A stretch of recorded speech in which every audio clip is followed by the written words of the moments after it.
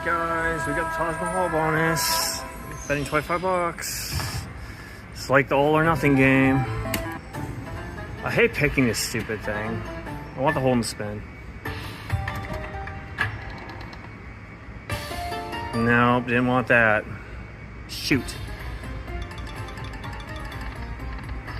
Because you never see the wilds don't show up. That's the problem with this. Come on. See what I mean? Oh my gosh.